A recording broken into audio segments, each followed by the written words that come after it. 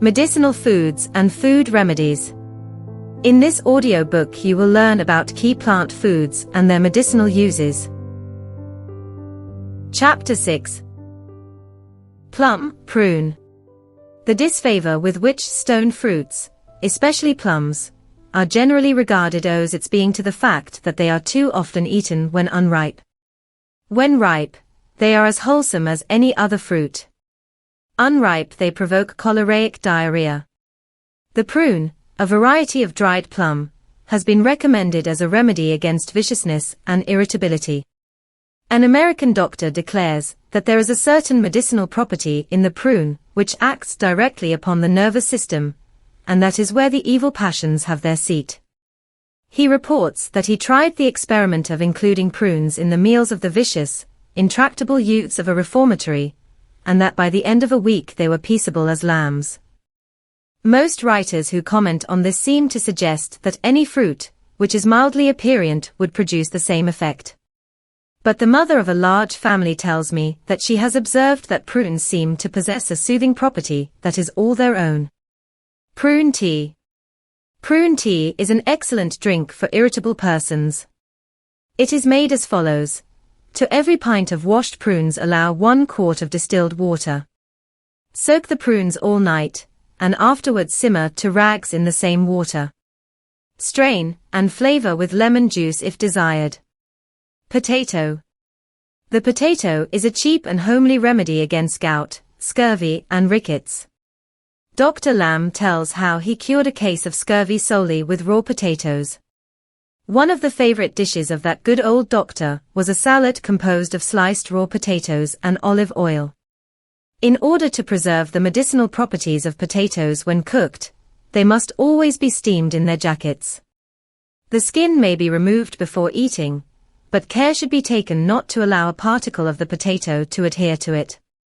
The valuable potash salts chiefly lie just under the skin. A raw potato scraped or powdered to a pulp is an excellent remedy for burns and scalds.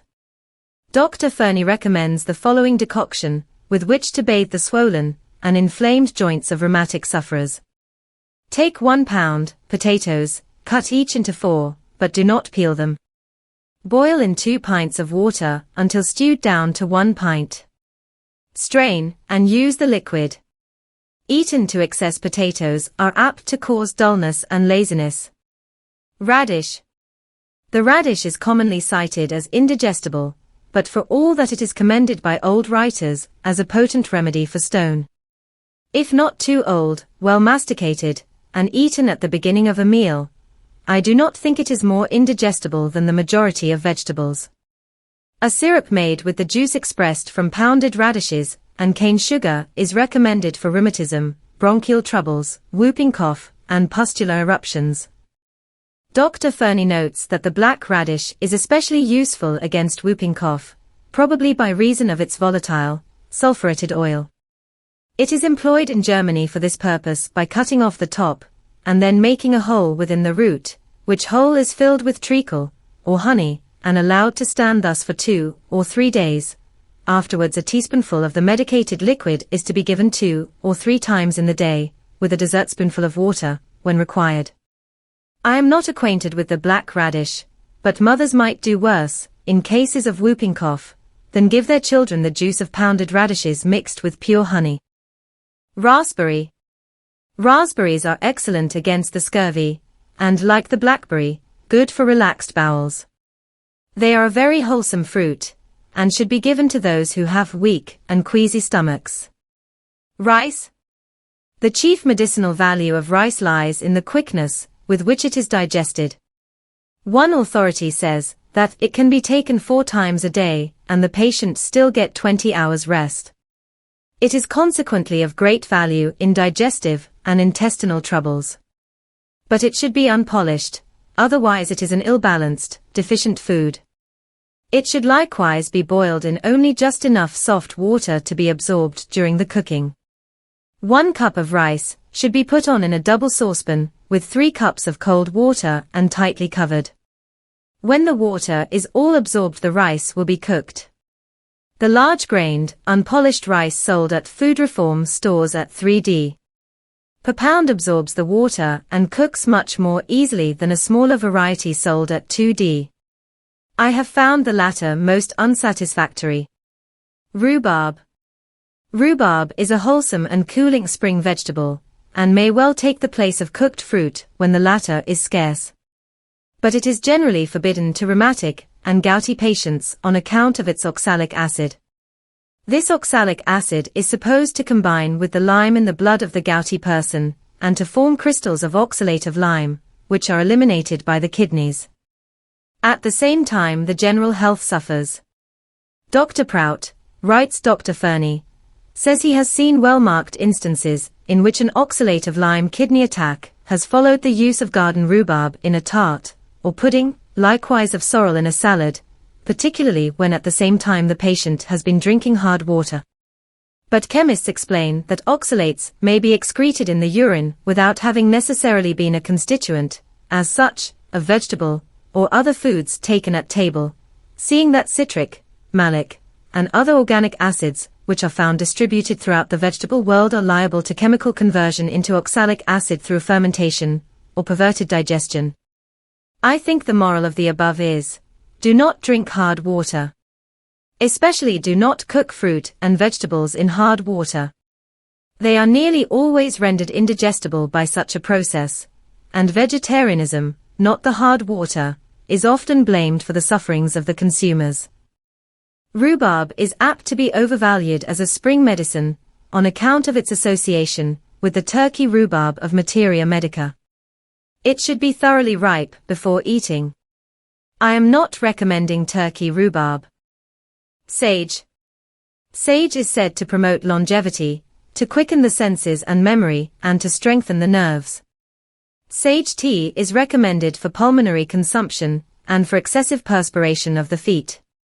A teaspoonful of dried sage, or rather more if the fresh leaves be used, is steeped in half a pint of water for 24 hours. A teacupful is to be taken night and morning. Sage, like so many of the fragrant herbs, is antiseptic. Strawberry. The strawberry is exceptionally wholesome on account of its being so easily digested. It is recommended for gout, rheumatism, and the stone. Also for anemic patients on account of the iron it contains. H. Benjafield, M.B., advises anemic girls to take 1 quart of strawberries per day, and when these are not obtainable, several ripe bananas. Spinach. Professor Bunge declared that iron should never be taken in its mineral form, but that those who are in need of an iron tonic should take it as it exists in vegetables and fruit. To this end he especially commends spinach. Dr. Luff puts spinach first on a list of vegetables recommended to those who suffer from gouty tendencies. Spinach is very easily digested, and so juicy that no added water is needed in which to cook it. Tomato. The tomato, according to an American physician, is one of the most powerful deobstruents, remover of disease particles, and opener of the natural channels of the body, of the Materia Medica. It should be used in all affections of the liver, etc., where calomel is indicated. The superstition that tomatoes are a cause of cancer is absolutely without foundation. Vegetarian cancer patients, who have recovered after being given up as hopeless by the orthodox faculty, eat tomatoes freely. Another belief, strongly supported by some otherwise advanced scientific men, is that tomatoes are bad for those who suffer from a tendency to gout or uric acid disease. But this has been contradicted by others. The evil agency in the tomato is supposed to be the oxalic salt, which it undoubtedly contains. But it has been shown by experiment how certain chemical compounds, as obtained from plants, act quite differently to the same compounds artificially prepared in the laboratory. So that the contention of those who assert that the tomato is not only harmless, but even beneficial to gouty subjects, is not unreasonable. Speaking from experience, I can only say that one of the goutiest subjects I know eats tomatoes nearly every day of his life, and continues to progress rapidly towards health. A tomato poultice is said to cleanse foul ulcers and promote their healing. It should be renewed frequently and applied hot. Turnip. Turnips are antiscorbutic. An old remedy for chronic coughs was turnip juice boiled with sugar. The turnips were grated, the juice pressed out, and 2½ oz candied sugar were allowed to 1 pint of juice. This was boiled until it slightly thickened. A teaspoonful to be taken several times a day. The green turnip tops, steamed until tender, are a good spring medicine. Thyme. The common garden thyme, used for flavoring, is credited with many virtues. It is said to inspire courage and enliven the spirits, and for this reason should be taken by melancholy persons. It is good against nervous headache, flatulence, and hysterical affections. It is antiseptic. Walnuts. The walnut has been called vegetable arsenic because of its curative value in eczema. An oil obtained from the kernel has been found of great service when applied externally in cases of skin diseases.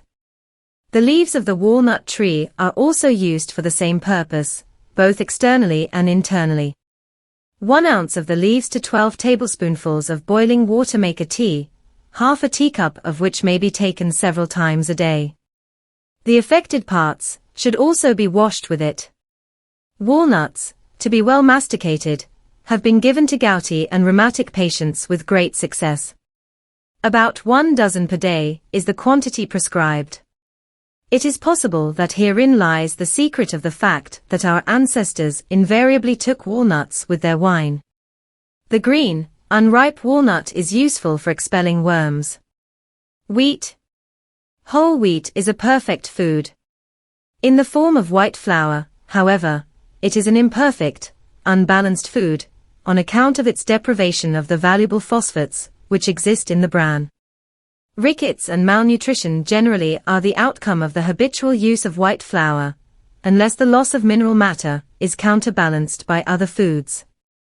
Only the very finest wholemeal, such as artox, for example, should be used for making bread, etc. The ordinary coarse wholemeals are apt to produce intestinal irritation. Cracked wheat, soaked overnight in water and boiled for a couple of hours, is a favorite prescription of American writers for habitual constipation. It may be obtained at most large, food reform stores. Bran tea.